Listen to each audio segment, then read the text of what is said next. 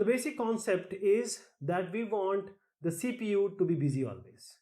We want that if some processes are waiting, these processes are waiting, we want them to assign it to CPU so that the CPU is always busy and the multi-programming can increase. Now the CPU is allocated the process by, first of all, there is a short-term scheduler.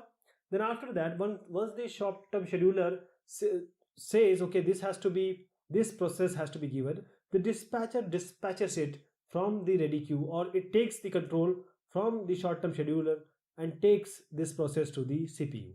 So if it is a uniprocessor system, there is no problem, one process will may be running at a time.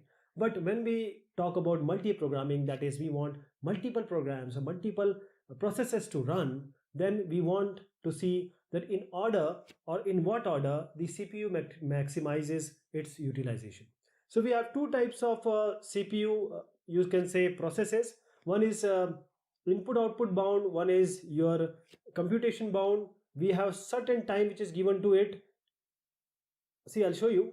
There are CPU input output burst cycle. What it means, that when CPU burst is given, means the time which is given, what time the process takes in the CPU, and it is computation bound. So this is where the CPU burst is going on. Now the process is waiting, so this is the input output burst. Now again it is doing some task, or the CPU is operating on it, so it is CPU burst. Likewise, this goes on and on. So this is a cycle, and when the CPU burst end, there is a request to terminate the execution. Now what we see here in the histogram, we have frequency of the happening and also the millisecond, the burst duration. What happens at start, it is very high, then it becomes, a kind of constant. We want that the CPU burst time should be in accordance with the maximum CPU utilization. So the input output bond typically has many short bursts like this,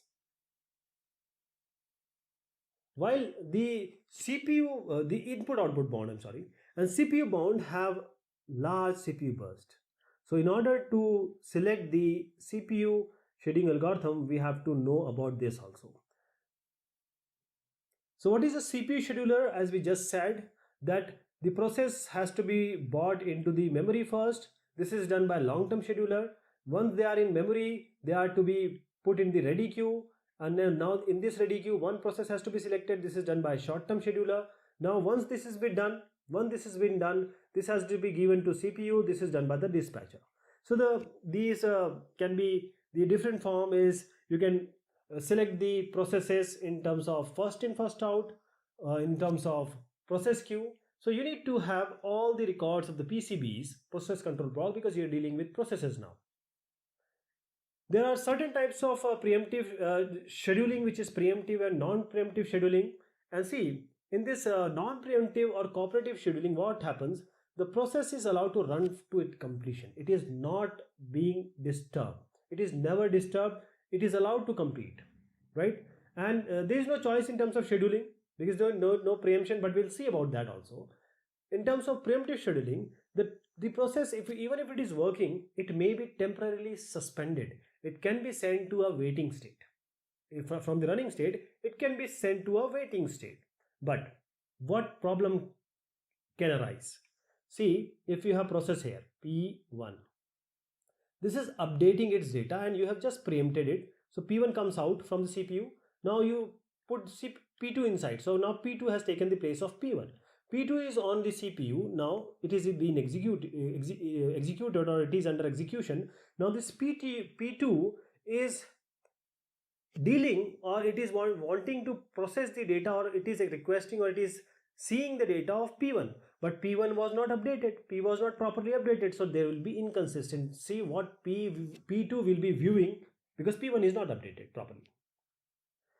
We have a dispatcher is very important, because as we said, when once the ready queue is there, in this ready queue, which process has to be selected is devised by, or is formulated by the short-term scheduler. Now CPU, who is the authority, who is the component, who is the module, which is the module which takes this process to CPU? It is nothing but the dispatcher. So dispatcher is the module that gives control of the CPU to the process which is selected by the short-term scheduler. So what task it applies, or what are the process? First is the switching constant. This is P1, this is P2.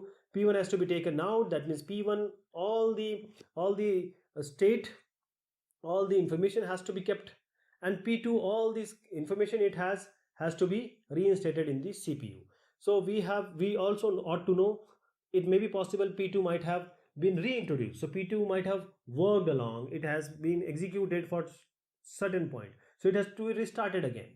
So dispatcher has to be as fast as possible, because dispatcher is invoked for every process. As we said, long-term scheduler, it has low frequency, short-term scheduler has very high frequency, but dispatcher, in spite of being high frequency, or along with being high frequency, it has to be very less in the latency. That is the dispatch latency, that is the time it takes for the dispatcher to stop one process and start another running. This is the dispatch latency. We want it to be as minimum as possible.